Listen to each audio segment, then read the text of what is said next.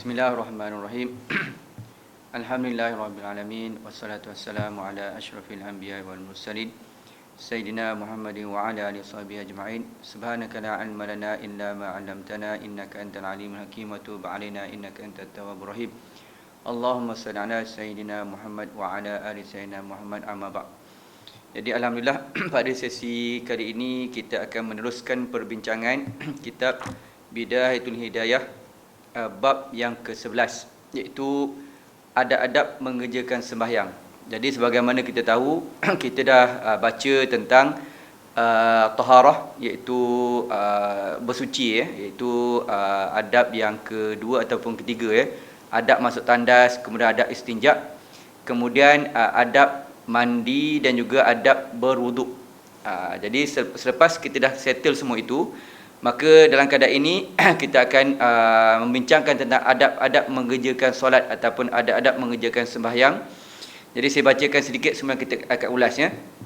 Apabila engkau telah selesai qal musannif rahimahullah taala wa nafa'ana bi ulumi fid darain amin. 11 ada adab mengerjakan sembahyang. Apabila engkau telah selesai bersuci daripada najis pada badan, pakaian dan tempatmu, dan engkau telah suci daripada hadas, dan setelah engkau menutup aurat dari lutut sampai ke pusat bagi lelaki dan seluruh badan kecuali muka dan tapak tangan, maka bagi perempuan, maka hendaklah engkau menghadap kiblat dalam keadaan berdiri dan merenggangkan sedikit di antara dua kaki. Ini dalam konteks kita dah membuat persiapan untuk solat, maksudnya kita kata syarat-syarat solat, maknanya kita bersuci daripada hadas kecil, hadas besar, kemudian suci segala pakaian kita, menutup aurat, tempatnya suci. Maka di sinilah kita dah membuat persiapan untuk solat. Jadi kita antara syarat sah solat juga adalah menghadap kiblat. Dan berdiri dengan tegak, kemudian baca olehmu surah An-Nas sampai akhirnya. Nah, ini kita kata kita membaca surah untuk mengelakkan, surah An-Nas ini untuk mengelakkan kita daripada was-was syaitan. Jadi kita bacalah a'udzubillahi minasyaitonirrajim, bismillahirrahmanirrahim. Qul a'udzu birabbin nas, malikin nas, ilahin nas, min syarril waswasil khannas, alladzi yuwaswisu fi sudurin nas minal jinnati wan nas. Jadi kita baca doa ayat tersebut untuk mengelakkan daripada was-was syaitan. Dan juga kalau tambahan lagi boleh baca rabbi a'udzu bika min hamazatis syayatin. Ni doa seperti mana bila kita nak ambil wuduk pun kita baca doa tersebut, dan sebelum solat pun kita boleh baca doa tersebut. Dan juga kita membaca suratul Nas untuk mengelakkan, antara kita kata kelebihan dia adalah untuk mengelakkan daripada was-was syaitan.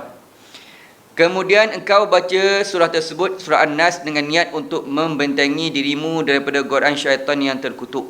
Jadi sebab tu apa-apa kita buat, kita minta pertolongan daripada Allah SWT daripada gangguan syaitan. Kan bila kita bangun, kalau kita tengok adab yang pertama, bangun dari tidur kita mengucapkan alhamdulillah. Kemudian bila kita nak masuk ke tandas, kita berdoa, minta perlindungan daripada Allah SWT daripada syaitan. Minal khubuthi wal khaba'is, a'udzubika minal khubuthi wal khaba'is. Minta perlindungan Allah daripada syaitan jantan dan betina. Kemudian selepas saja kita keluar daripada tandas, kita pun mengucapkan syukur juga. Alhamdulillazi alhamdulillahillazi yang telah memberi kita membuang daripada kita apa yang buruk dan mengekalkan kita apa yang baik. Doa tu kan, doa yang kita baca selepas kita keluar daripada tandas. Kemudian selepas itu, selepas saja kita selesai daripada melakukan istinja tu, maka kita ambil air sembahyang ataupun wuduk. Jadi seterusnya kita baca, itulah nak katakan bahawa segala perkara kita minta perlindungan daripada Allah SWT daripada gangguan syaitan laknatullah. Jadi sebelum kita solat, kita pun mohon semoga Allah membenteng diri kita daripada syaitan, waswas syaitan. Supaya nanti kita solat tak adalah kita lupa ni rakaat kedua ataupun rakaat ketiga. Kan biasa berlaku macam tu. Supaya kita lebih hudur ataupun hadir hati kita khusyuk dalam solat. Kemudian hadirkan hatimu dan kosongkan jiwamu daripada sebarang was-was, dan hendaklah engkau fikirkan bahawa engkau sedang berdiri di hadapan Tuhanmu dan engkau bermunajat dengannya, maka Hendaklah engkau malu sekiranya engkau bermunajat kepadanya dengan hati yang lalai dan dada yang penuh berserabut dengan was-was dunia, bisikan syahwat dan hawa nafsu. Itu kita membaca surah An-Nas dengan memohon bantuan Allah SWT supaya kita dijauhkan daripada sifat was-was. Dan ketahuilah bahawa Allah Ta'ala mengetahui segala rahsiamu dan melihat ke dalam hatimu, dan ia hanya menerima sembahyangmu yang khusyuk dan penuh rendah diri. Sebab tu kita, bila kita meminta pertolongan daripada Allah, kita dapat mengelakkan daripada kita merasakan kita hebat. Jadi kita, ya Allah, pelihara diriku daripada was-was. Sebab kita kata segala perkara tersebut hanya Allah yang boleh mendatangkannya kepada kita. Kita manusia yang lemah, kita kata kadang terdedah dengan lalai, terdedah dengan bisikan syaitan. Jadi sebelum kita nak solat, maka kita membaca surah An-Nas tersebut. Ia hanya menerima sembahyangmu yang khusyuk dan penuh rendah diri, maka sembahlah Tuhanmu seakan-akan engkau melihatnya, dan jikalau engkau belum mampu berbuat demikian, maka tanamkanlah di dalam hatimu bahawa sebenarnya Tuhanmu melihat segala perbuatanmu. Inilah ihsan. Mahwal ihsan, kan dalam hadis Jibril tersebut ditanya, mahwal iman, mahwal Islam, mahwal iman, mahwal ihsan. Jadi Rasulullah menjawab, al-ihsan an ta'budallaha ka'annaka tarahu fa illam takun tarahu fa innahu yaraka. Jadi kita beribadat kepada Allah ni seolah-olah kita merasakan kita melihat Allah. Sekiranya kita tidak merasakan demikian, paling kurang pun kita rasa Allah melihat kita.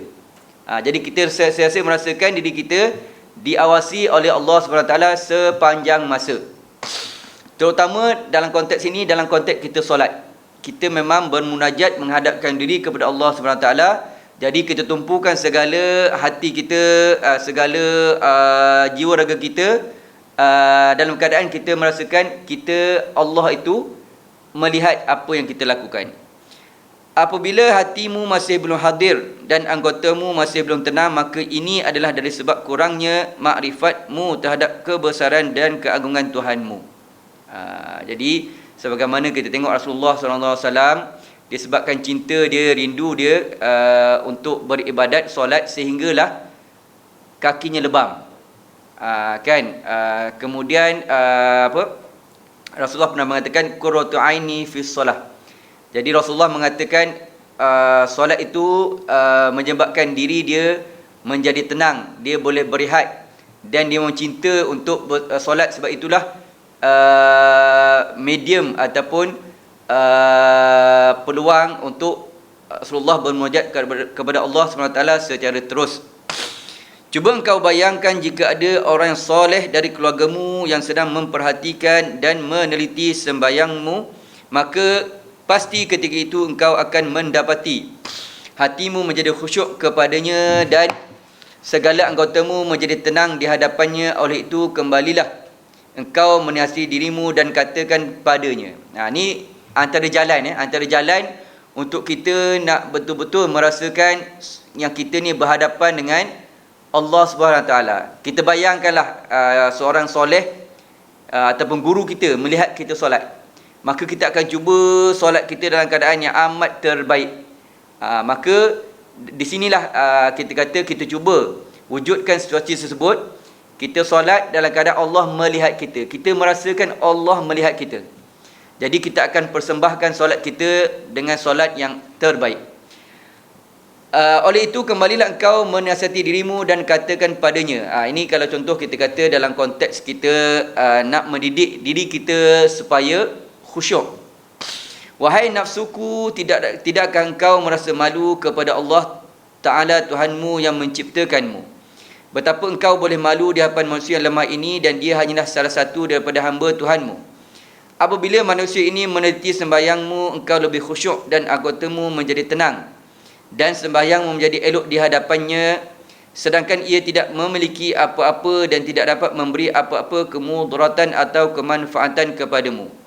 Kemudian betapa engkau tidak malu kepada Allah Subhanahu Wa Taala Tuhanmu yang mengetahui segala rahsiamu, dan betapa engkau tidak merasa takut kepada kebesarannya. Apakah Allah Ta'ala itu lebih hina pada pandanganmu daripada salah seorang hambanya?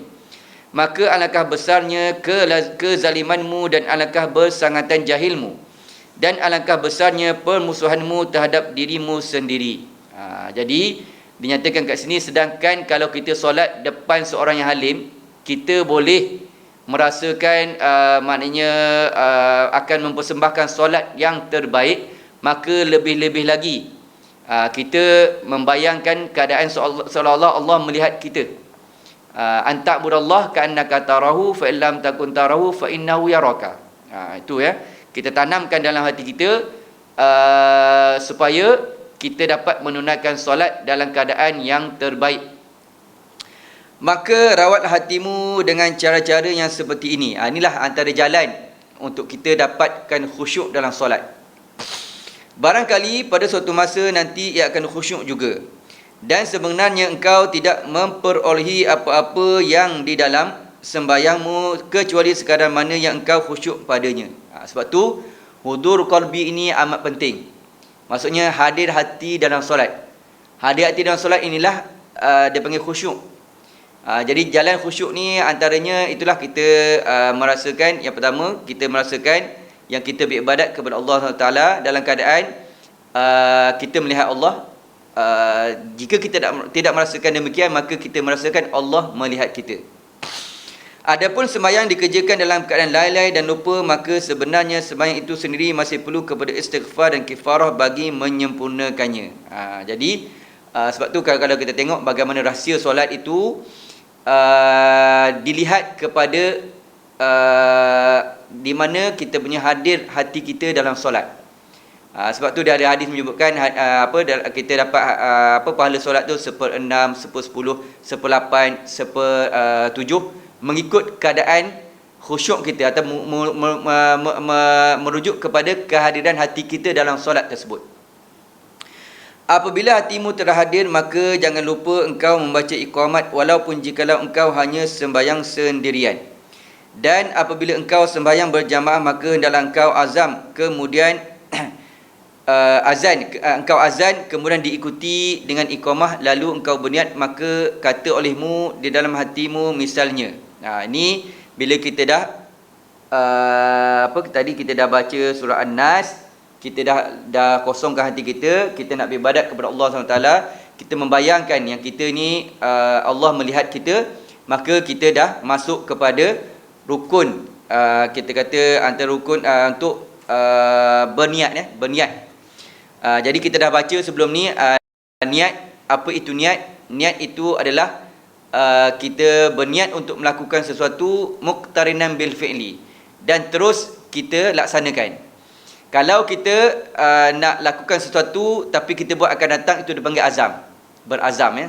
Tetapi niat ni kita berniat untuk melakukan sesuatu dan kita terus buat. Itu adalah niat. Maka jikalau kita solat sendirian, kita iqamat. Sama juga kalau kita solat berjamaah. Jadi dinyatakan kat sini hendaklah engkau azan. Apabila hatimu telah hadir, maka jangan lupa engkau membaca iqamat walaupun jikalau engkau hanya sembahyang sendirian. Ini sunat. Kita iqamat kemudian baru kita solat. Kalau kita sembahyang berjamaah, jadi dinyatakan dari sini, dan apabila engkau sembahyang berjamaah, maka hendaklah engkau azan terlebih dahulu. Kita azan, kemudian salah seorang daripada jamaah azan, dan selepas tu iqamah. Jadi kemudian kita berniatlah. Jadi kalau kita kata kat sini, maka lalu engkau berniat, maka kata olehmu di dalam hatimu. Sebab tu kita kata niat ni letak dia dekat hati. Yang kita baca tu usolli fardhu zuhri lillahi ta'ala, itu adalah talaffuz bin niyah, lafaz niat. Bagi mazhab kita, mazhab Syafi'i, talaffuz bin niyah itu adalah sunat, supaya membantu hati kita untuk melafazkan niat dalam hati. Jadi dinyatakan kat sini, sengaja aku menunaikan fardu zuhur, sahaja aku menunaikan solat fardu zuhur kerana Allah Ta'ala. Jadi dia tinggal di sini, sahaja aku menunaikan sahaja aku menunaikan solat fardu zuhur kerana Allah Ta'ala. Jadi dekat mana niat? Niatnya adalah sahaja aku menunaikan solat. Itu adalah niat, ataupun dia panggil qasad. Dia ada 3 kan. Kemudian ta'arud, fardu Itu sahaja aku menunaikan solat, itu adalah qasad. Kemudian ta'arud dia adalah fardu. Kemudian ta'yin fardu apa? Fardu zuhur. Itu 3 asas bagi niat. Yang lain tu adalah sunat. Kerana Allah Taala ni supaya kita nak pupuk hati kita supaya ikhlas kepada Allah SWT. Jadi yang lain tu tambahan. Sahaja aku solat fardu zuhur, itu saja yang kita wajib sewaktu kita berniat. Yang lain tu 3 rakaat makmum kerana Allah Taala, 3 rakaat imam kerana Allah Taala. Kalau kita dalam konteks berjamaah, maka kita sebutlah makmum kerana Allah Taala. Kalau contoh imam, maka imam kerana Allah Taala. Dan hendaklah niat ini hadir di hatimu ketika engkau takbir, dan jangan sampai niat itu hilang sebelum engkau selesai daripada lafaz takbir. Maka bila kita lafaz takbir Allahu Akbar, jadi kita terus dalam hati kita, sahaja aku solat fardu zuhur contohnya. Itu yang wajib. Sahaja aku solat fardu zuhur. Kalau sunat, sahaja aku solat sunat. Kalau sunat yang beriringan, contohnya solat sunat ba'diyah, qabliyah, maka kita kena sebut. Kalau sunat yang mutlak, kita tak perlu sebut. Okey. Dan angkatlah kedua tanganmu ketika takbir itu sehingga sampai membetuli kedua bahumu, sedangkan tanganmu itu terbuka dan jari-jarinya terhurai. Ni kita kata kita takbiratul ihram ya. Allahu Akbar ya. Jadi kita buka sedikit bahu kita dan tangan ibu jari kita membetuli bawah telinga ni ya, cuping telinga. Ini kalau kita kata takbiratul ihram, dan sewaktu itulah kita berniat. Allahu Akbar, daripada Allah tu sampailah bar ra tu ya. Kalau kita baca kitab fiqh bagaimana takbir tu bermula daripada Allah, alif tu sampailah ra. Allahu Akbar. Di situlah kita berniat. Kemudian, dan janganlah engkau memberatkan dirimu untuk menghimpunkan jari-jarimu atau memisahkannya. Dan angkatlah kedua tanganmu sehingga kedua ibu jarimu membetuli bahagian bawah daripada kedua telingamu, dan ujung-ujung jarimu membetuli bahagian atas daripada kedua telingamu, dan engkau betulkan kedua tanganmu dengan kedua bahumu. Maksud kita buat macam tu ya. Kita kata takbiratul ihram. Apabila tanganmu telah diletakkan di tempat yang telah disebutkan tadi, baru engkau bertakbir. Kemudian lalu engkau turunkan kedua tanganmu dengan perlahan-lahan, dan jangan engkau tekan kedua tanganmu ketika engkau mengangkat dan menurunkannya, dan jangan pula engkau tekan kedua tanganmu ke belakang, dan jangan pula engkau tolakkan dia ke sebelah kanan atau kiri. Jadi kita Allahu Akbar macam tu okey. Kemudian tu baru diterangkan kat bawah tu kita letak tangan di mana. Apabila telah diletakkan di tempat yang telah disebutkan tadi, baru engkau bertakbir. Kemudian lalu engkau turunkan kedua tanganmu dengan perlahan-lahan, dan jangan engkau tekan kedua tanganmu ketika engkau mengangkat dan menurunkannya, dan jangan pula engkau tekan kedua tanganmu ke belakang, dan jangan pula engkau tolakkan dia ke sebelah kanan atau kiri. Dan apabila engkau telah turunkan kedua tanganmu ke bawah, maka hendaklah engkau mengangkatnya semula untuk meletakkannya di bawah dadamu. Jadi kita letak dekat sini ya. Kita kata kedudukan tangan kita selepas sahaja kita takbiratul ihram, maka tangan kanan diletak kepada kalbatan kiri, bawah sedikit daripada pusat ya, berkaitan pusat. Kemudian, dan apabila engkau telah turunkan tangan, dan hormatilah tanganmu yang kanan dengan meletakkannya di atas tangan yang kiri, dan buka jari-jarimu yang kanan dengan engkau meletakkannya membujuri hasta tanganmu yang kiri, dan pegangkan tanganmu yang kanan, itu pergerangan tangan yang kiri, dan baca olehmu selepas takbir itu akan doa iftitah. Jadi selepas kita takbir, kita letak tangan, kemudian kita membaca doa iftitah. Allahu Akbar kabira, alhamdulillah katsira, wa subhanallahi bukratan wa asila. Wajjahtu wajhi alladhi fataras samawati wal arda hanifan muslima wa ma ana minal musyrikin. Inna salati wa nusuki wa mahya wa mamati lillahi rabbil alamin. La syarika lahu wa bidzalika umirtu wa ana minal muslimin. Jadi doa ya. Jadi kalau kita faham, kita ambil berat tentang doa dia, maksud dia, Artinya Allah Ta'ala Maha Besar, segala pujian yang banyak bagi Allah. Maha suci Allah Ta'ala, di waktu pagi dan petang aku hadapkan diriku kepada Tuhan yang menciptakan segala langit dan bumi dengan cenderung kepada agama yang benar, dan bukanlah aku termasuk dalam golongan orang yang mempersekutukan Tuhan. Sesungguhnya sembahyangku, ibadatku, hidupku dan matiku hanyalah untuk Allah Ta'ala semesta alam, tiada sekutu baginya, dan demikianlah aku diperintahkan dan aku adalah termasuk dalam golongan orang-orang Islam. Jadi ini kita membaca doa iftitah ini dalam keadaan kita memahami maksudnya, barulah kita dapat menghayati. Antara yang penting kat situ, inna solati wa nusuki wa mahyaya wa mamati lillahi rabbil alamin. Jadi supaya kita dapat memupuk semangat ataupun sifat ikhlas. Kan segala apa yang kita buat ni adalah untuk meraih redha Allah Subhanahu wa taala. Kemudian baca olehmu a'udzubillahi minasyaitonirrajim, dan seterusnya bacalah surah Al-Fatihah dan memperhatikan tempat-tempat tasydidnya. Dan berhati-hatilah membezakan antara huruf dad dengan huruf za dalam bacaanmu, dan katakanlah amin selepas membaca surah Al-Fatihah itu, dan janganlah engkau sambungkan kalimah amin itu dengan kalimah waladdallin.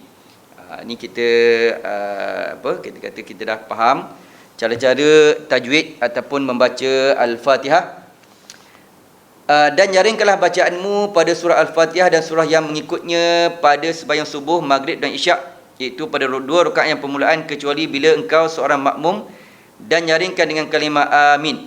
Jadi kita disunatkan untuk membaca secara nyaring. Solat subuh 2 rakaat jahar, dipanggil kita baca secara jahar, secara kuat. 2 rakaat maghrib dan juga 2 rakaat awal sembahyang isyak. Jadi itu kita baca secara jahar, secara nyaring. Maksudnya kita baca Al-Fatihah dan juga kita baca surah. Dan hendaklah engkau baca selepas surah Al-Fatihah pada sembahyang subuh akan surah-surah yang dinamakan sebagai tilawalul mufassal, dan pada sembahyang maghrib akan surah-surah yang dinamakan sebagai qisarul mufassal, dan pada sembahyang zuhur, asar dan isyak akan surah-surah yang dinamakan awsatul mufassal. Jadi apa maksud dia tu? Kita tengok dalam nota kaki di bawah itu. Tilawatul mufassal ialah surah-surah yang ada di antara surah Al-Hujurat sampai ke surah Al-Mursalat. Boleh rujuk dalam Al-Quran ya. Itu surah-surah yang dipanggil sebagai surah tiwalul mufassal, yang panjang lah. Surah-surah pada subuh kita ambil daripada surah-surah yang tilawatul mufassal. Kemudian pada maghrib dan pada sembahyang maghrib akan surah-surah yang dinamakan qisaratul mufassal, iaitu surah-surah yang pendek, yang ada di antara surah Duha sampailah kepada surah An-Nas. Itu waktu maghrib. Kemudian pada waktu zuhur, asar dan isyak kita disunatkan membaca surah-surah yang awsatul mufassal, iaitu surah yang ada di antara juz' amma yatasaalun sampailah ke surah Al-Laili. Ini kita kata sunat kita mengiringi bacaan Al-Fatihah dan juga surah. Dan disarankan dalam sini oleh Imam Al-Ghazali supaya kita membaca surah waktu subuh, surah yang tiwalul mufassal, kalau maghrib qisarul mufassal, kalau zuhur, asar dan isyak awsatul mufassal. Dan engkau baca pada sembahyang subuh dalam perjalanan akan surah Al-Kafirun pada rakaat yang pertama dan surah Al-Ikhlas pada rakaat yang kedua. Ni ringkas ya, bacaan surah yang ringkas. Maknanya kita dapat baca surah Al-Fatihah dan juga surah yang mengiringinya, surah Al-Kafirun dan juga surah Al-Ikhlas. Dan jangan engkau sambungkan bacaan akhir surah dengan takbir rukuk, tetapi hendaklah engkau pisahkan antara keduanya dengan sekadar membaca subhanallah. Maknanya lepas saja kita tamat membaca, contoh kita baca Al-Kafirun ataupun kita baca Qul huwallah, Qul huwallahu ahad, Allahu samad, lam yalid walam yulad walam yakul lahu kufuwan ahad. Jadi kita berhenti, barulah kita takbir untuk rukuk. Setelah itu engkau mengucapkan takbir rukuk dan angkatkan tanganmu seperti cara yang telah disebutkan di dalam kaifiyah mengangkat kedua tangan pada takbiratul ihram tadi. Jadi waktu rakaat pertama kita nak turun rukuk, kita maknanya kita takbir.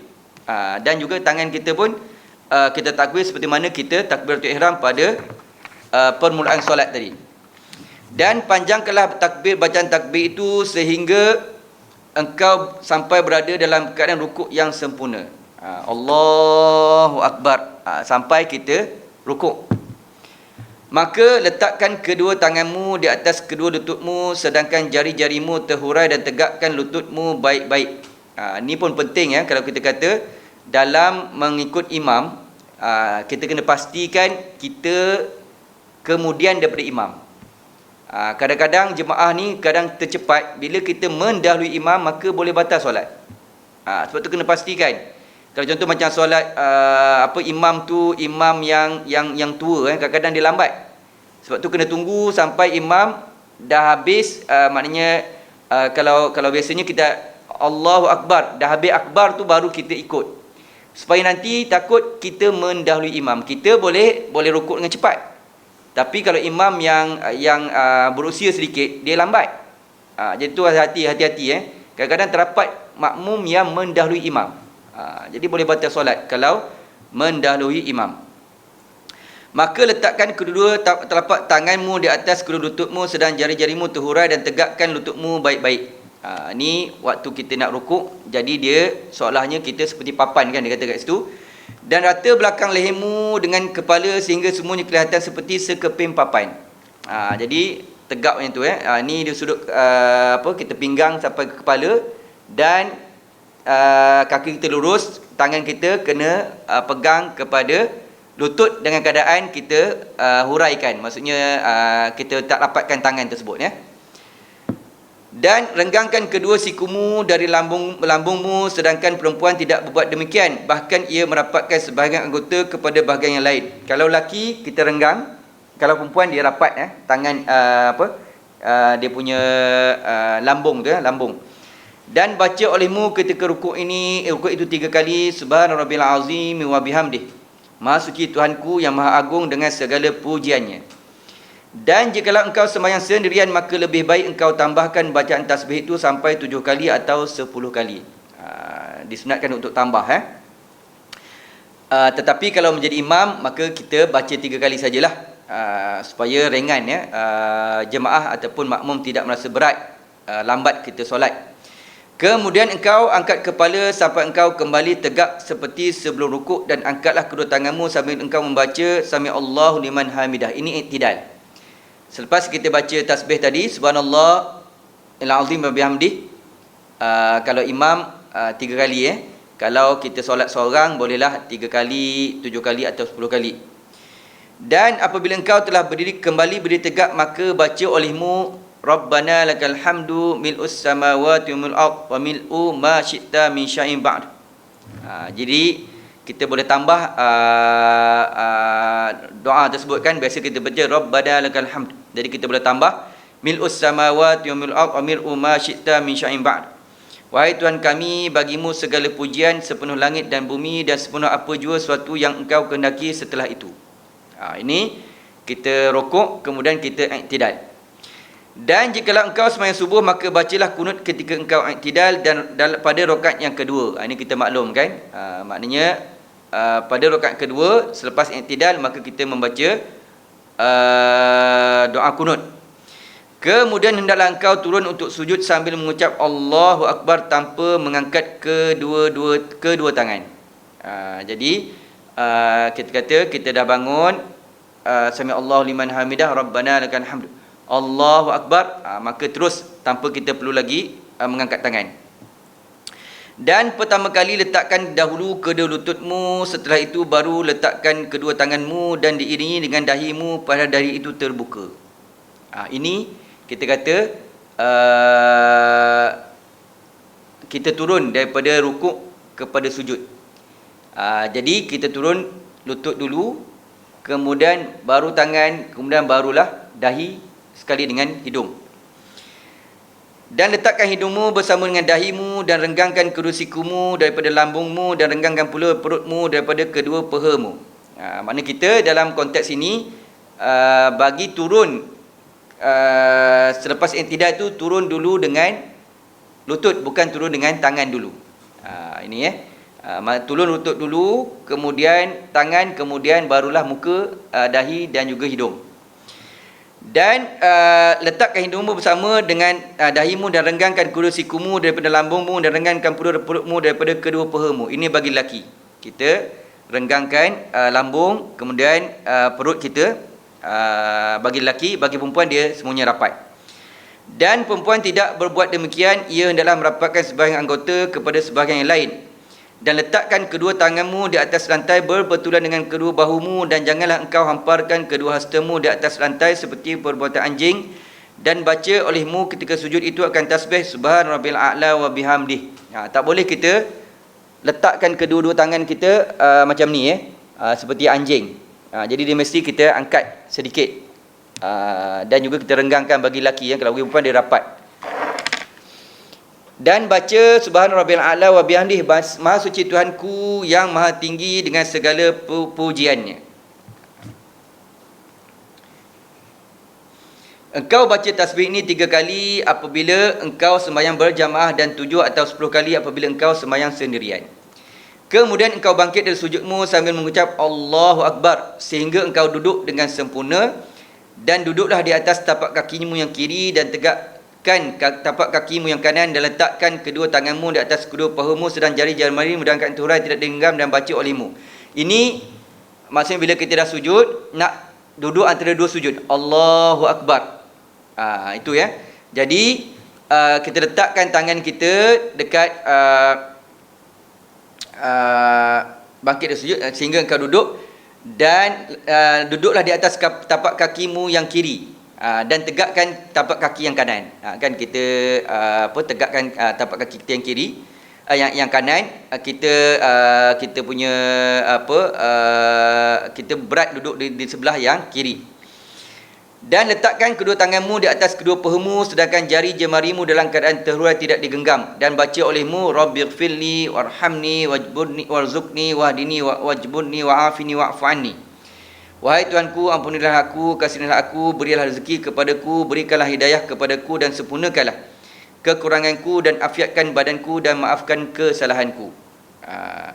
Kemudian lalu engkau sujud kali yang kedua seperti kaifiat sujud yang pertama, kemudian engkau bangkit pula untuk duduk istirahat. Ini dua keadaan ya. Rakaat pertama selepas kita bangun daripada sujud yang kedua. Jadi kita bangun, kita duduk istirahat, baru kita bangun untuk rakaat yang kedua. Sama juga rakaat yang ketiga. Jadi selepas saja kita sujud yang kedua, kita duduk sekejap, dia panggil duduk istirahat, kemudian baru kita bangun untuk rakaat yang keempat. Tetapi kalau kita rakaat kedua kita ada tasyahud, maka kita akan berhenti tasyahud. Rakaat terakhir of course lah kita akan habis dengan rakaat terakhir. Tetapi rakaat pertama dan rakaat ketiga ada dia panggil duduk istirahat. Jadi kita duduk sekejap. Kita bangun daripada sujud yang kedua, kita duduk sebentar, kemudian baru kita bangun untuk naik rakaat yang ketiga, yang kedua dan juga rakaat yang keempat. Dan hendaklah engkau duduk istirahat ini sebentar sahaja, kemudian engkau berdiri dan engkau letakkan kedua tanganmu di atas lantai, dan jangan engkau mendahulukan sebelah kaki ketika berdiri, dan hendaklah engkau mengucapkan Allahu Akbar ketika engkau hampir ke tempat duduk istirahat. Maka terus takbir itu engkau panjangkan sehingga sampai lebih kurang separuh berdirimu. Jadi kita bangun, kita lepas pada kita sujud yang kedua, kita pun duduk istirahat, kemudian kita bangun Allahu Akbar, kita tepam tangan dan kita bangun untuk rakaat yang seterusnya, rakaat yang kedua. Dalam rakaat kedua adalah engkau ulangi seperti kaifiat pertama, bermula daripada bacaan a'udzubillahi minasyaitonirrajim sampai kepada sujud yang kedua. Kemudian hendaklah engkau duduk untuk tasyahud pertama, dan hendaklah engkau letakkan tangan kananmu di atas paha kiri dengan menggenggamkan jari jemarimu, kemudian kecuali jari telunjuk dan juga ibu jari. Kan kita genggam yang lain kecuali dua ni saja. Maka hendaklah engkau biarkan keduanya tanpa digenggam, dan hendaklah engkau mengisyaratkan dengan telunjuk yang kanan ketika engkau mengatakan illallah, bukan ketika mengatakan la ilah. Jadi at-tahiyatul mubarakatus salawatut thayyibatu lillah. Assalamu alayka ayuhan nabiy wa rahmatullahi wa barakatuh. Assalamu alayna wa ala ibadillahis salihin. Asyhadu an la ilaha illallah. Kan kita mengisyaratkan dengan tunjuk yang kanan ketika engkau mengatakan illallah, bukan ketika mengatakan la ilaha. Dan tangan kirimu dalam keadaan terhurai tidak digenggam di atas paha kiri, dan hendaklah engkau duduk di atas kakimu yang kiri pada tasyahud ini, tasyahud awal, seperti engkau duduk antara dua sujud dahulu. Jadi bagi kita ya, dia kedudukan jari telunjuk dia mengiring sedikit macam ni dia mengiring macam ni jari telunjuk tu. Maknanya dia bukan tegak macam tu, dia macam tu dia mengiring sedikit, dicondong sedikit. Kemudian, dan hendaklah engkau duduk tawaruk. Apa itu duduk tawaruk? Bila dekat tasyahud akhir, maka kita duduk tawaruk, iaitu dengan mendudukkan punggungmu yang kiri dan mendirikan kaki yang kanan dan meletakkan kaki kiri itu di bawah kaki kanan, dengan dikeluarkan sedikit ujung jari kaki kiri itu di bawah kaki yang kanan. Ini bila kita tasyahud akhir. Dan hendaklah engkau sempurnakan membaca doa yang maksur datang dari Rasulullah sallallahu alaihi wasallam pada tasyahud akhir ini. Kemudian kata olehmu sesudah selesai daripada segala doa itu akan assalamualaikum warahmatullahi 2 kali. Sekali ke kanan dan sekali ke kiri, dan hendaklah engkau menoleh ketika memberi salam itu sekira-kira dapat dilihat putihnya pipimu dari sebelah tepimu, dan niatkan olehmu akan keluar daripada solat. Dan hendaklah engkau niatkan memberi salam kepada orang-orang yang ada di kanan dan di kiri daripada segala malaikat dan manusia. Jadi disarankan sebelum kita doa sebelum kita habis tasyahud, Allahumma shalli ala sayyidina Muhammad wa ala sayyidina Muhammad kama shallaita ala sayyidina Ibrahim wa ala sayyidina Ibrahim wa barik ala sayyidina Muhammad wa ala sayyidina Muhammad kama barakta ala sayyidina Ibrahim wa ala sayyidina Ibrahim fil alamin innaka Hamidum Majid. Jadi kalau kita solat seorang, kita boleh panjangkan doa. Allah maghfirli ma qaddamtu wa ma akhartu wa ma asrartu wa ma asrartu wa ma a'lamu bihi min antal muqaddim wa antal muakhir la ilaha anta. Ataupun selepas itu disambung pula doa Allahumma inni a'udzubika min azabi jahannam wa min azabil qabr wa min fitnatil mahya wal mamat wa min fitnatil masih dajjal. Dan tutup dengan ya muqallibal qulub sabi qalbi ala dinika wa ala ta'ati. Itu antara doa-doa yang maksur yang kita amalkan selepas sahaja tasyahud akhir. Tapi dalam konteks ni, kalau kita solat seorang, kalau kita jadi imam, tak digalakkan untuk kita memanjangkan doa tersebut. Dan apa yang telah disebutkan ini ialah cara sembahyang dengan sendirian, dan akan disebutkan cara sembahyang berjamaah pada fasal yang akan datang. Dan yang paling penting diberi perhatian dalam sembahyang ini ialah khusyuk atau hadir hati bersama dengan bacaan dan zikir. Jadi hudur qalbi itu amat penting dalam kita solat. Kita baca doa tu semua kita hadir hati kita sewaktu kita membaca doa-doa tersebut. Di dalam hal ini Imam Al-Basri, Hasan Al-Basri, seorang kita kata tabi'in. Kita tahu kan tabi'in ni adalah golongan yang bertemu dengan sahabat Nabi SAW. Kita tahu kan Rasulullah yang bertemu dengan Rasulullah adalah sahabat. Kemudian Rasulullah wafat, maka yang bertemu dengan sahabat adalah tabi'in. Mereka tidak sempat bertemu dengan Rasulullah, tapi mereka sempat bertemu dengan sahabat Rasulullah SAW. Apa itu definisi sahabat? Sahabat adalah orang yang dapat bertemu dengan Rasulullah, kemudian beriman dan mati dalam keadaan beriman. Kan? Ada orang yang hidup sama sezaman dengan Rasulullah tetapi tidak dapat bertemu dengan Rasulullah, seperti Uwais Al-Qarni. Maka ada sahabat, ada pendapat kata dia adalah sahabat, ada yang mengata dia bukan sahabat. Jadi dia kategori orang yang tidak dapat hidup sezaman dengan Rasulullah tetapi tidak dapat bertemu dengan Rasulullah sallallahu alaihi wasallam. Tetapi disebabkan dia sentiasa ingat kepada Rasulullah sallallahu alaihi wasallam, dia bersalawat, dan dia juga ada amalan yang terbaik dia itu berkhidmat dengan ibunya, maka dia juga mendapat ganjaran pahala yang besar Dan Rasulullah menyebutkan bahawa dia dikenali oleh penduduk di langit walaupun tidak terkenal di penduduk di bumi. Sebab tu Rasulullah SAW berpesan kepada Sayyidina Umar dan juga Sayyidina Ali supaya mencari Uwais Al-Qarni ini dan meminta doa daripadanya. Dan sewaktu zaman Sayyidina Umar, jadi Sayyidina Umar bertanya, dia Uwais Al-Qarni daripada Yaman. Jadi dia bertanya kepada rombongan daripada Yaman, haji daripada Yaman, kenal tak sipulan-sipulan.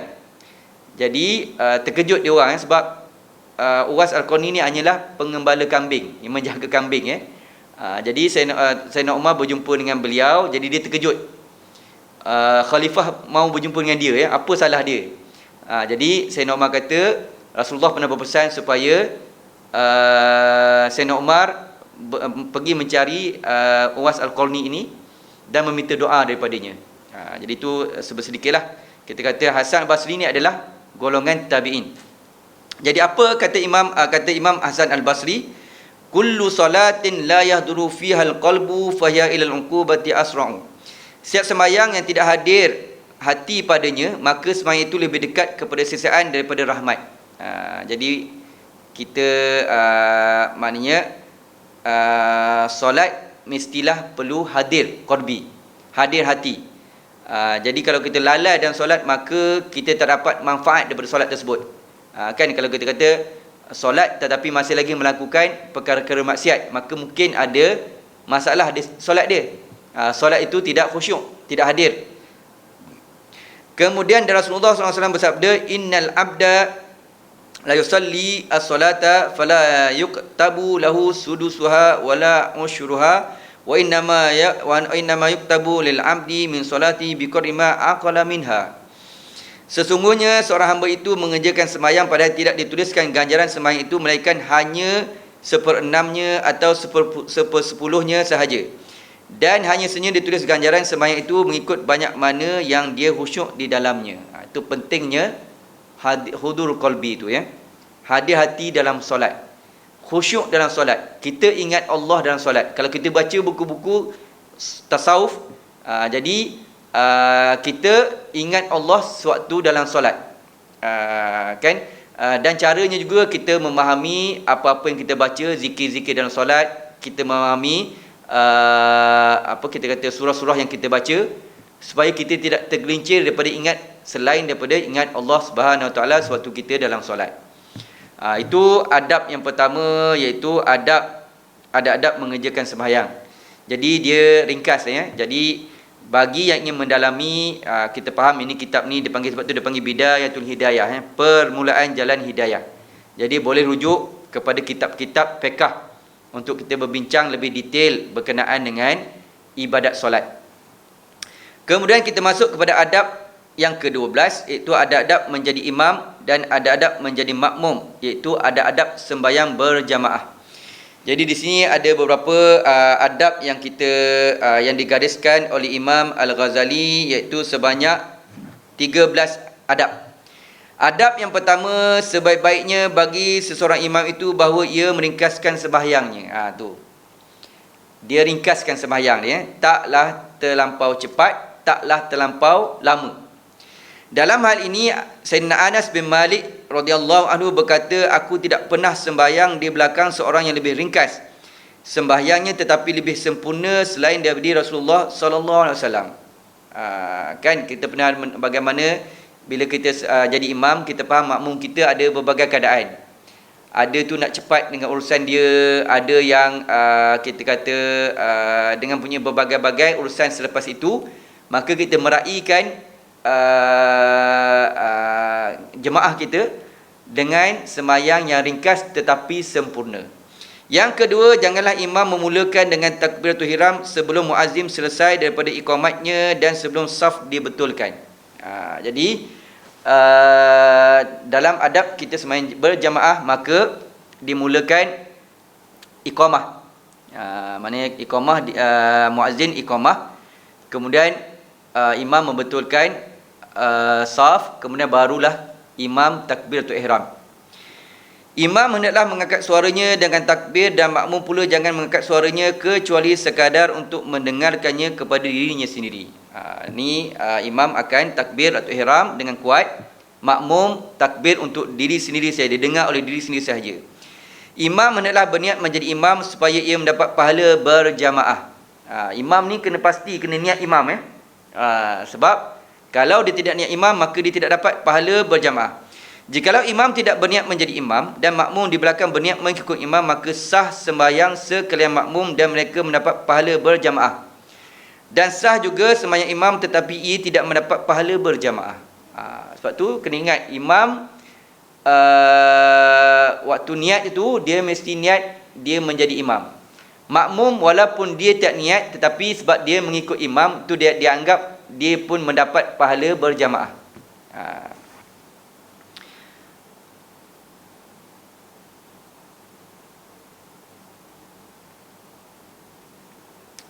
Kemudian yang kelima, imam hendaklah merendahkan suaranya ketika membaca doa iftitah, seperti halnya orang yang sembahyang sendirian, dan hendaklah imam meninggikan suaranya ketika membaca surah Al-Fatihah dan surah yang setelahnya pada sembahyang subuh dan 2 rakaat yang permulaan daripada sembahyang maghrib dan juga isyak.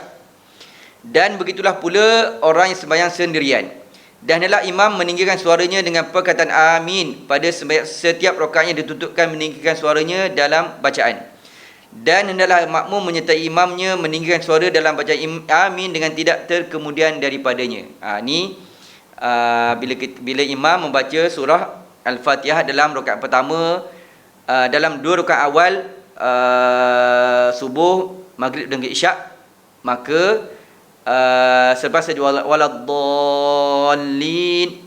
kemudian amin, baca maksudnya amin, imam dan juga makmum secara bersama. Yang keenam, adab yang keenam, hendaklah imam berdiri sebentar setelah membaca surah Al-Fatihah untuk dapat mengambil nafasnya dengan sempurna, dan hendaklah makmum mengambil kesempatan masa berdiam imam ini untuk membaca surah Al-Fatihah. Maka dengan demikian makmum akan dapat sepenuhnya mendengarkan bacaan imam, dan makmum jangan membaca surah kecuali jika ia tidak mendengar bacaan imamnya. Jadi selepas saja kita waladdallin, amin, jadi imam berdiam sebentar sebelum membaca surah supaya makmum dapat membaca surah Al-Fatihah.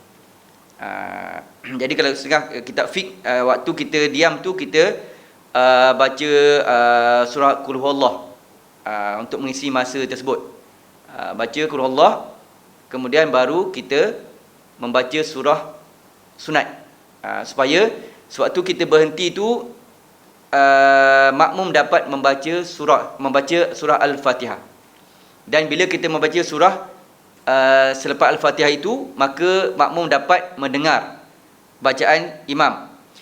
Ketujuh, hendaklah imam jangan membaca tasbih rukuk dan tasbih sujud lebih dari 3 kali, dan jangan lebih ketika membaca tasyahud awal dari perkataan Allahumma salli ala Muhammad ataupun Allahumma salli ala Sayyidina Muhammad. Jadi pada tasyahud awal, maka asyhadu an la ilaha illallah wa asyhadu anna Muhammadar Rasulullah, Allahumma salli ala Sayyidina Muhammad. Itu pada rakaat yang kedua, tasyahud awal. Kedelapan, hendaklah imam jangan membaca selain daripada surah Al-Fatihah pada rakaat yang terakhir pada sembahyang yang 3 atau 4 rakaat, dan janganlah ia suka memanjangkan bacaan seperti memanjangkan bacaan doa di dalam tasyahud akhir setelah ia membaca tasyahud yang wajib dan salawat ke atas Nabi SAW. Itulah kalau contoh solat sendirian, maka kita boleh panjangkan selepas saja kita baca tasyahud akhir dengan doa. Tetapi kalau kita jadi imam, maka kita ringkaskan saja, lepas saja habis tasyahud akhir itu, maka kita akhiri dengan salam. Hendaklah imam berniat ketika memberi salam itu akan mengucapkan salam kepada ahli jamaah, dan ahli jamaah pula berniat dengan dengan salam mereka itu menjawab akan salam imam. Assalamualaikum warahmatullahi, Assalamualaikum warahmatullahi. Ke-10, hendaklah imam duduk sebentar setelah selesai daripada salamnya, dan hendaklah dia menghadap kepada para makmum dengan mukanya dan jangan menoleh ke kanan atau ke kiri. Dan jika ada jamaah perempuan di kalangan makmum itu, maka hendaklah mereka bangkit lebih awal Dan janganlah ada di kalangan makmum laki-laki itu orang yang bangkit meninggalkan tempat duduknya sebelum imam bangkit dari tempat duduknya.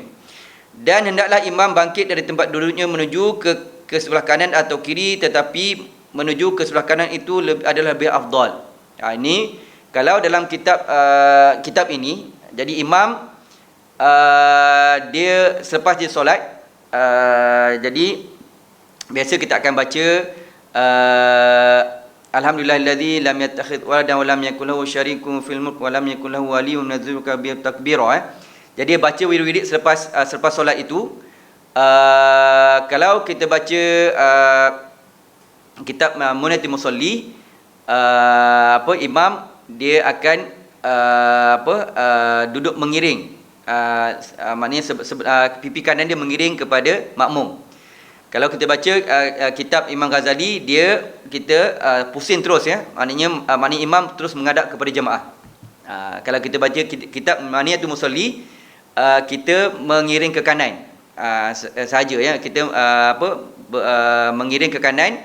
Jadi makmum kita menghadap pipi kita sebelah kanan, sebelah imam.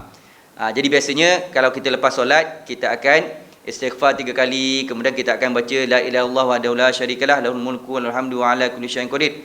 Jadi itu kita kata amalan selepas solat fardu. Kalau zuhur ada wirid-wirid selepas solat tersebut, ya.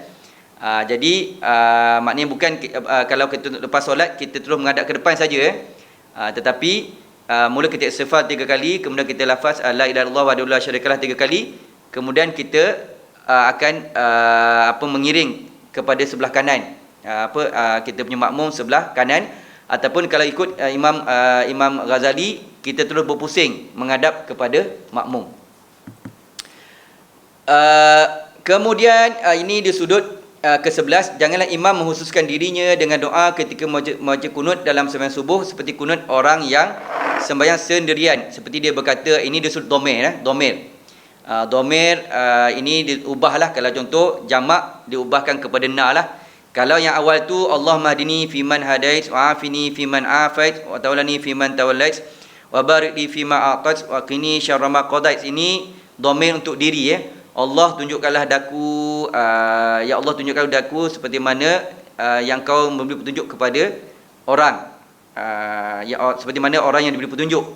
Jadi kita ubah domir tersebut ihdini kepada ihdina lah, ubah domir itu kepada kami, ya.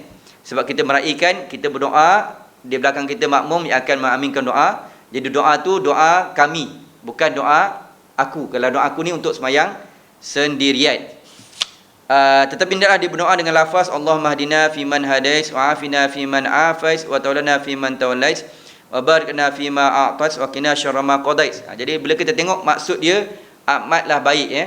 Jadi maksud dia apa? Ya Allah, tunjukilah akan kami bersama orang yang telah engkau tunjuki, yang engkau telah beri hidayah, dan afiatkanlah kami bersama orang yang telah engkau afiatkan, dan pimpinlah kami bersama orang yang telah engkau pimpin, dan berkatilah bagi kami pada segala sesuatu yang telah engkau berikan, dan perihalalah kami daripada kejahatan apa-apa yang telah engkau putuskan.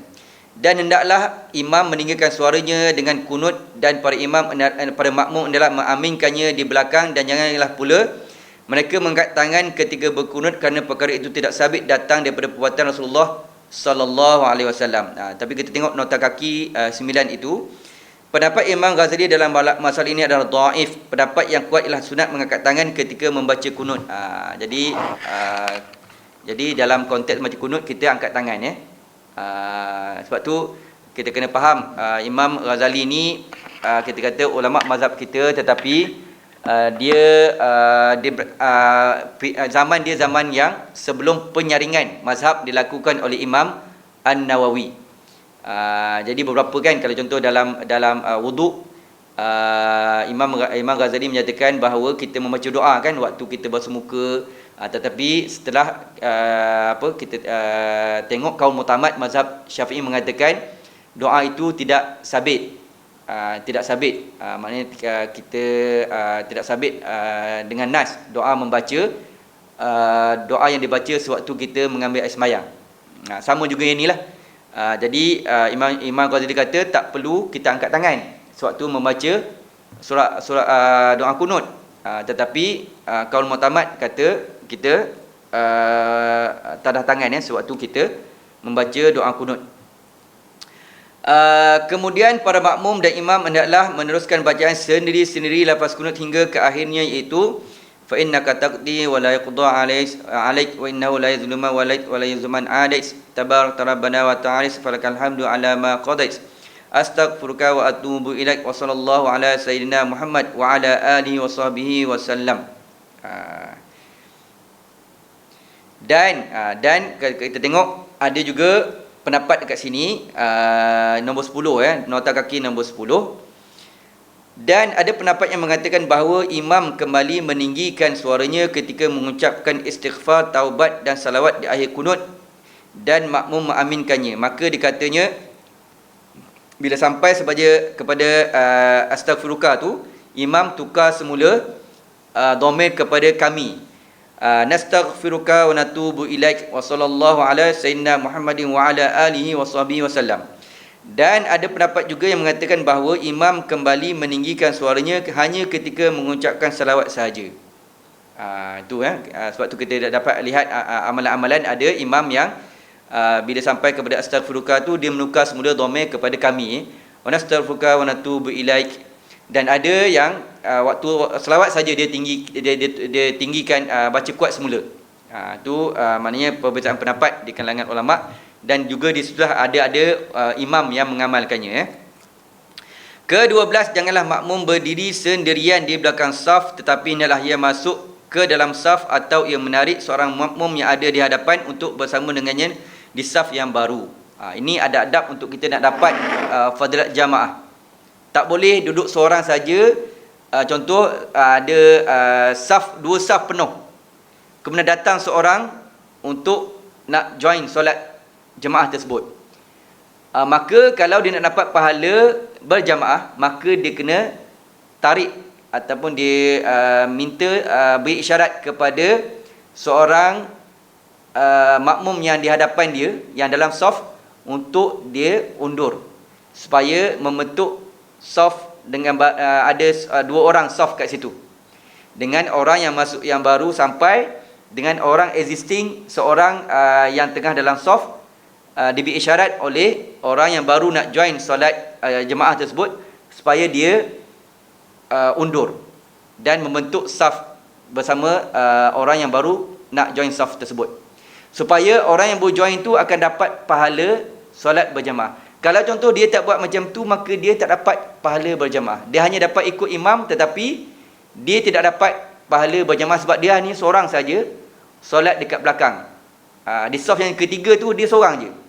Jadi dalam konteks itu, kalau dia nak dapat pahala berjamaah, maka dia kena isyarat kepada seorang daripada makmum yang di hadapan untuk undur supaya dia bersama-sama dengan dia membentuk saf yang ketiga supaya dapat pahala solat berjamaah.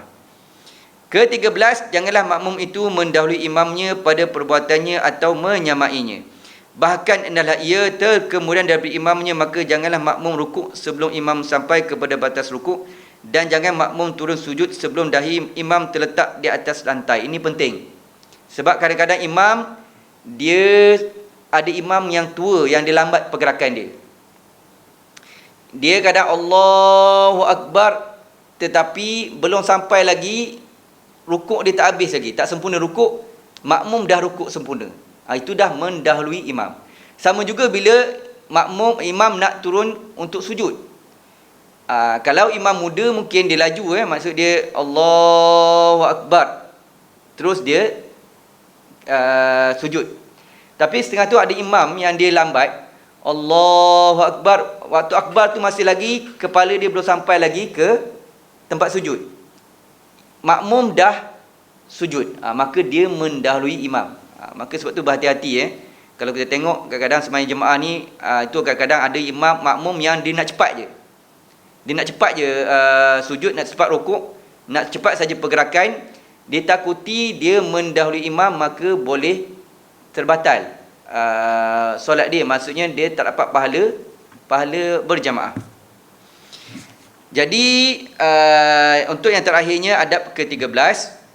Jadi adab ke-13 ni iaitu adab-adab pada hari Jumaat. Jadi kita dah habis adab berkenaan dengan solat dan juga adab-adab imam dan makmum. Jadi ini sebagai asas penting.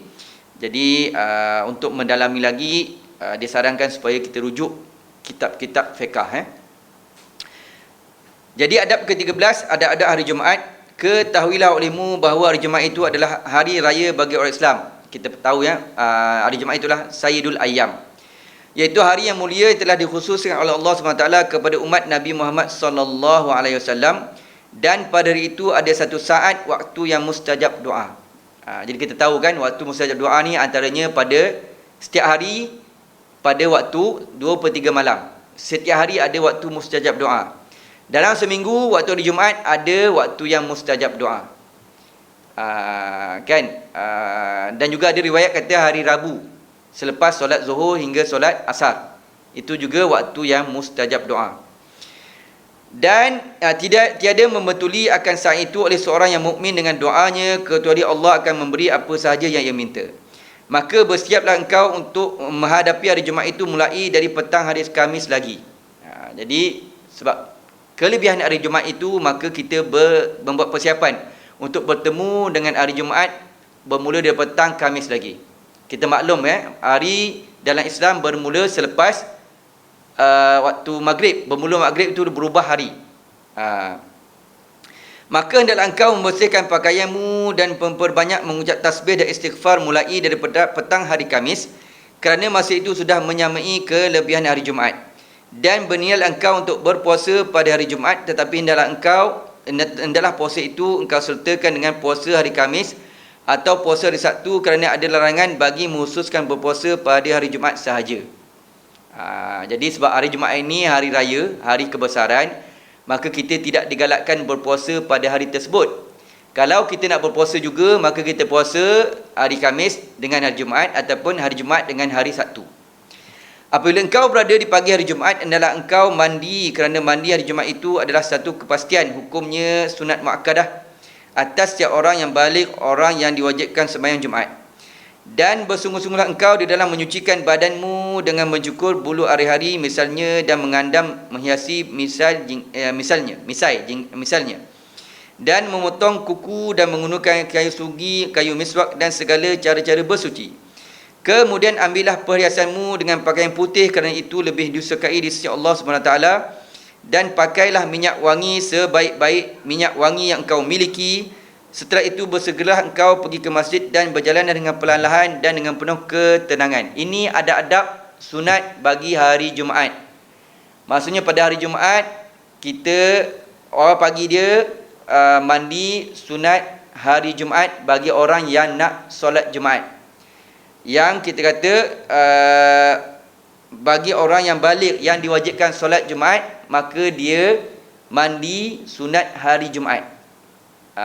Itu kemudian antara sunat hari Jumaat juga, maksudnya dia menganam misai, menipiskan misai, kemudian membuang kuku, kemudian memakai baju yang putih untuk pergi solat. Jadi sebagaimana kita maklum, kalau dalam kitab Syama'il Muhammadiyah bagaimana dinyatakan bahawa pakaian putih itu adalah pakaian ahli syurga.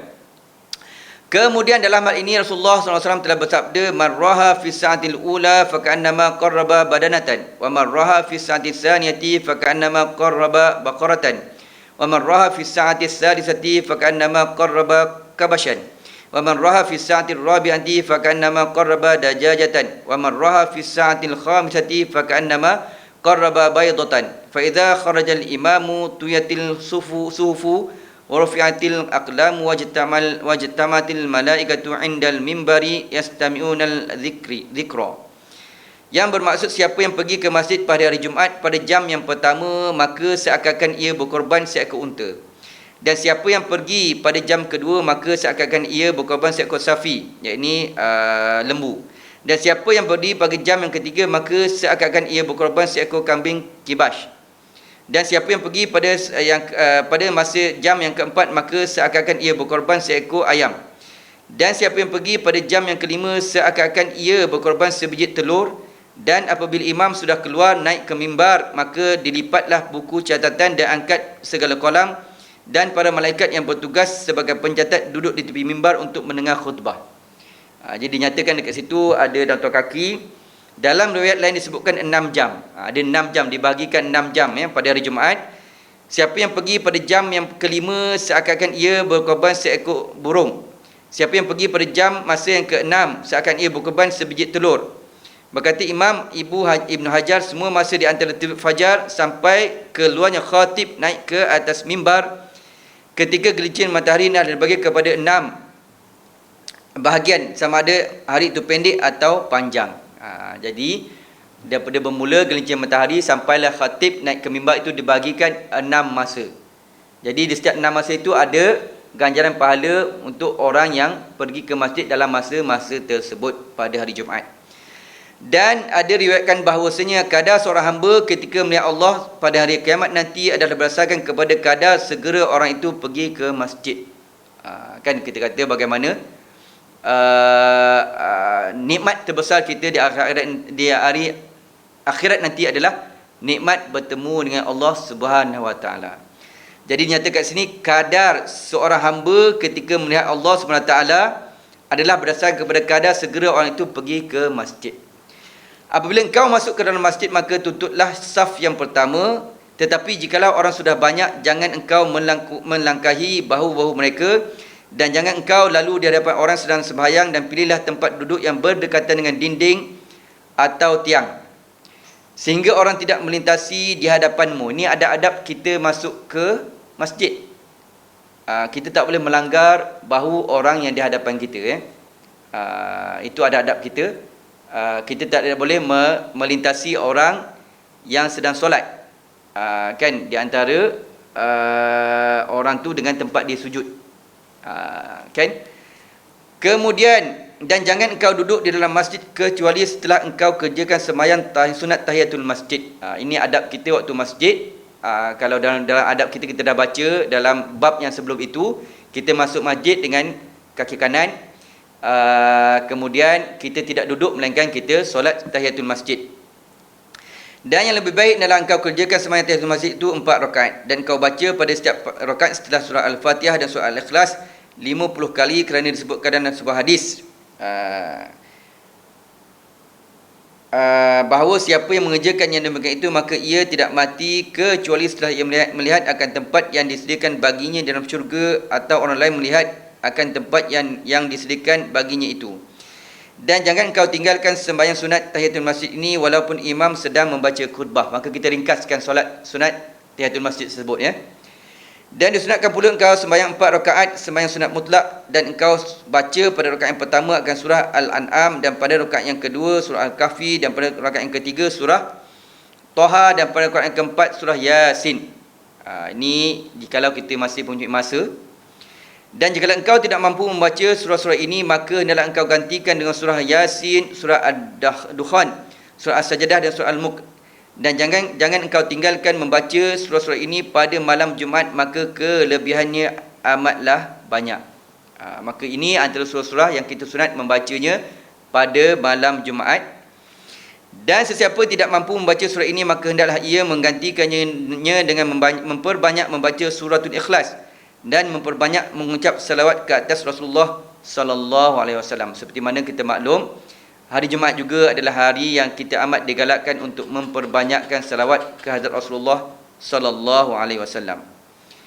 Dan apabila imam telah keluar naik ke atas mimbar, maka putuskanlah segala doa dan perkataan, dan hendaklah engkau memberikan perhatianmu sepenuhnya untuk menjawab azan, dan setelah itu dengarlah khutbah dengan penuh perhatian dan tinggalkan percakapan sama sekali.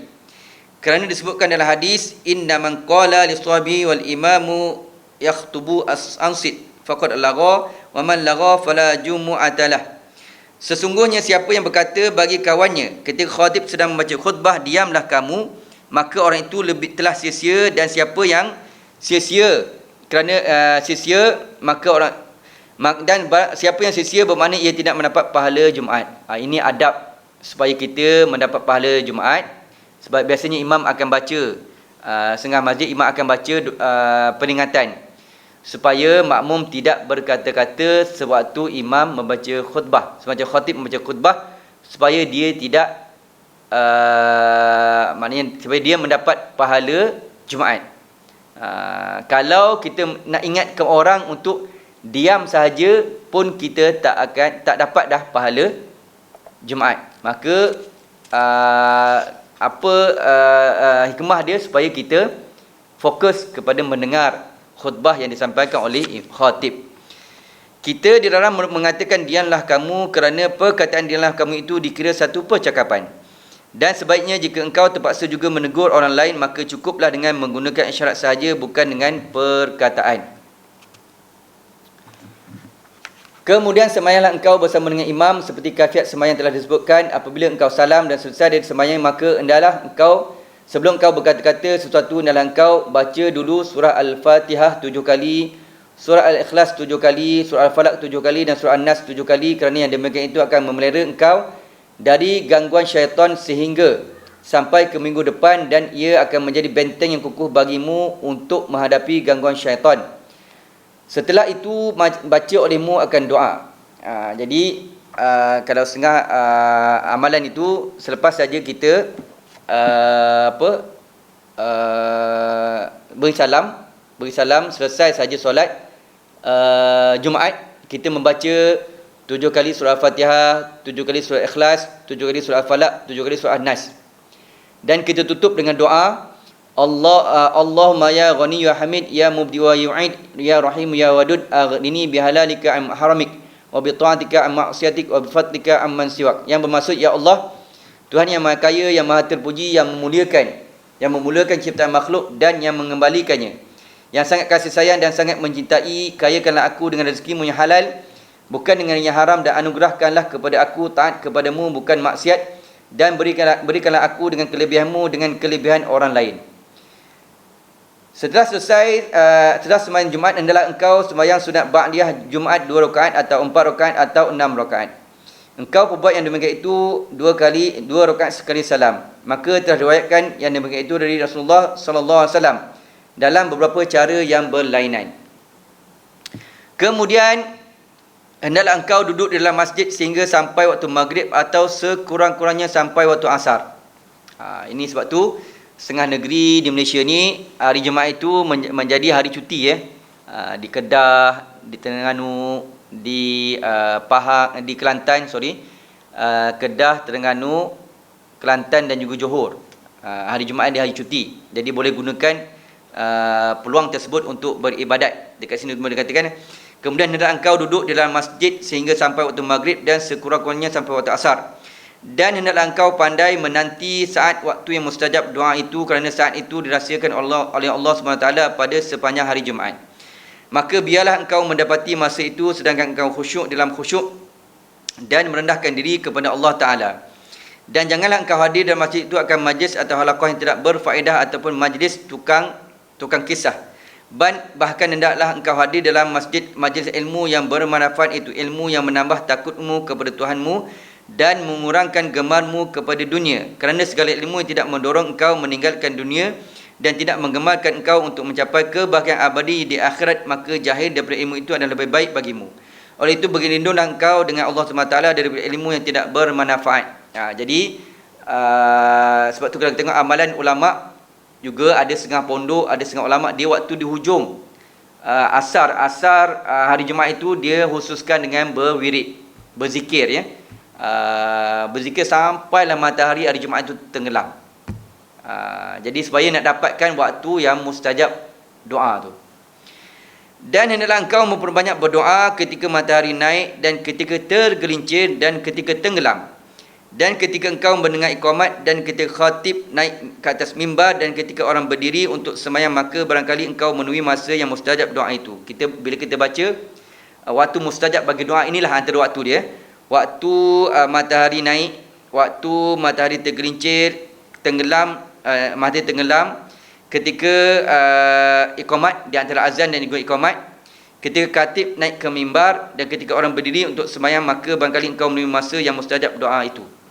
Kan ada beberapa saat yang doa mustajab. Dan berusullah engkau dapat bersedekah pada hari ini, pada hari Jumaat, dengan sekadar kemampuanmu walaupun hanya sedikit. Maka dengan itu bermakna engkau telah menghimpunkan pada hari ini, pada hari Jumaat, antara sembahyang, puasa, sedekah, membaca Al-Quran, zikir, iktikaf dan ribat, menunggu sembahyang selepas sembahyang. Dan jadikan hari ini dalam minggumu sebagai hari yang engkau khususkan bagi akhiratmu. Mudah-mudahan ia menjadi kifarah bagi hari-hari yang lain dalam minggu itu. Ini kepentingan hari Jumaat. Gunakanlah peluang sewaktu hari Jumaat, hari penghulu segala hari, untuk dipenuhi dengan ibadat-ibadat, solat, membaca Al-Quran, bersedekah, puasa, zikir, iktikaf dan juga pahala menunggu solat antara dua solat. Selepas solat lagi, selepas solat lagi, ya. Jadi menunggu solat tu seolahnya mendapat pahala seperti beribadat solat. Contohnya kita menunggu waktu selepas solat sunat Jumaat, menunggu solat sunat asar, maka kita seolah mendapat pahala antara waktu tu seperti kita beribadat, seperti kita bersolat.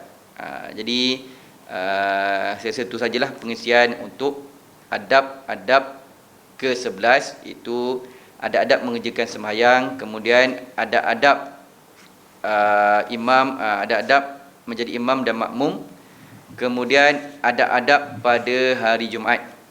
Jadi yang baik daripada Allah SWT, yang kurang daripada kelemahan saya sendiri. Kita akhiri dengan tasfir kafarah surah Asr. Subhanallah.